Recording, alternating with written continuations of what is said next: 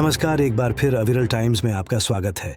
आज के वीडियो में हम आपको ऐसे खतरे से अवगत कराना चाहते हैं जो कि हमारी दिनचर्या में सामान्य बात है। शायद आपके परिवार में भी इसका प्रयोग भरपूर मात्रा में किया जाता है। गर्मी के मौसम में खुद को हाइड्रेट रखने के लिए पानी पीना बहुत ज़रूरी है।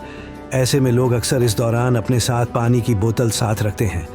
बात जब भी पानी की बोतल की आती है तो ज़्यादातर लोग प्लास्टिक की बोतल इस्तेमाल करते नज़र आते हैं। प्लास्टिक आजकल सभी के घरों का एक अभिन्न हिस्सा बन चुका है। इससे होने वाले नुकसानों को जानते हुए भी कई लोग इसे अनदेखा कर धड़ल्ले से इस्तेमाल कर रहे हैं। प्लास्टिक न सिर्फ हमारे पर्यावरण बल्कि हमारी सेहत के लिए भी काफ़ी हानिकारक होता है। एक शोध के अनुसार पानी की एक बोतल में 250,000 प्लास्टिक के पार्टिकल होते हैं और इनमें से 10% माइक्रोप्लास्टिक और 90% नैनोप्लास्टिक होते हैं। माइक्रोप्लास्टिक मानव शरीर के कई सिस्टम जैसे डाइजेस्टिव, रेस्पिरेटरी, एंडोक्राइन, रिप्रोडक्टिव और इम्यून सिस्टम को प्रभावित करते हैं। गर्मी के संपर्क में आने पर बोतल का प्लास्टिक एक केमिकल रिलीज करता है जिसे डायऑक्सिन कहते हैं। इस केमिकल की वजह से ब्रेस्ट कैंसर होने का खतरा कई गुना बढ़ सकता है। इनफर्टिलिटी इन दिनों एक आम समस्या बन चुकी है। साथ ही लो स्पर्म काउंट भी कई पुरुषों के लिए परेशानी की वजह बना हुआ है।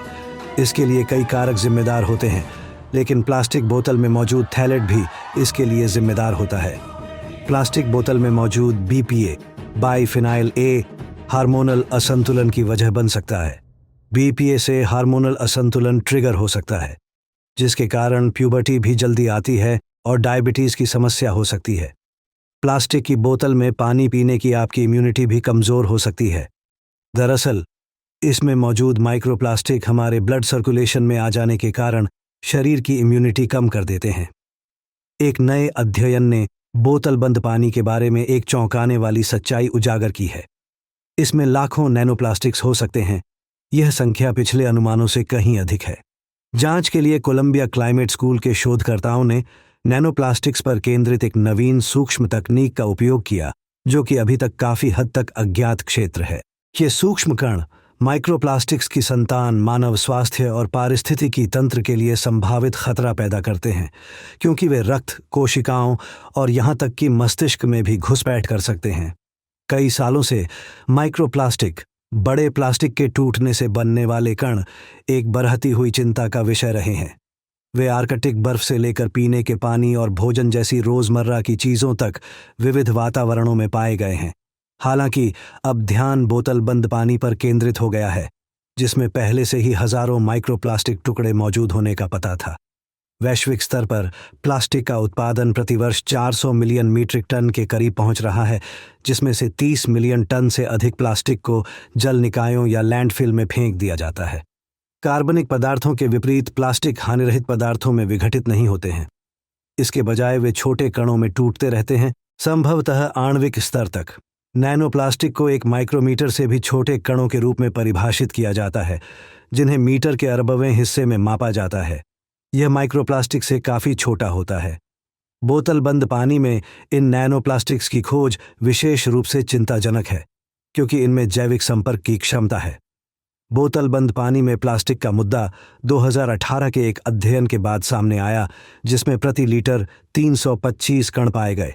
हालांकि इस नए शोध से पता चलता है कि वास्तविक संख्या बहुत ज़्यादा हो सकती है। अपने विश्लेषण में शोधकर्ताओं ने पाया कि पॉलीथिलीन टेरेफ्थेलेट PET, जिसका आमतौर पर पानी की बोतलों में उपयोग किया जाता है, सबसे प्रचुर मात्रा में पाया जाने वाला प्लास्टिक नहीं है। इसके बजाय पॉलीअमाइड नायलॉन का एक प्रकार, जो संभवतः जल शोधन प्रक्रियाओं से उत्पन्न होता है, अधिक प्रचलित था। यह दर्शाता है कि पानी को शुद्ध करने के लिए बनाई गई प्रक्रियाएं भी समस्या में योगदान दे सकती हैं। बोतल बंद पानी, नैनोप्लास्टिक्स और भविष्य के अनुसंधान अध्ययन का एक दिलचस्प पहलू यह था कि पहचाने गए 7 प्रकार के प्लास्टिक पाए गए सभी नैनोकणों का केवल लगभग 10% ही थे। इसका अर्थ यह है कि बोतल बंद पानी में अज्ञात कणों की एक विशाल श्रृंखला मौजूद है, जो इस मुद्दे की जटिलता पर जोर देती है। नैनोप्लास्टिक एक बढ़ते पर्यावरणीय खतरे का प्रतिनिधित्व करते हैं। उनके व्यवहार, प्रभावों और उनकी उपस्थिति को कम करने के तरीकों को समझना पारिस्थितिकी तंत्र को संरक्षित करने और मानव स्वास्थ्य की सुरक्षा के लिए महत्वपूर्ण है। यह एक वैश्विक चुनौती है जो विश्व भर के व्यक्तियों, उद्योगों और सरकारों से तत्काल और निरंतर कार्रवाई की मांग करती है।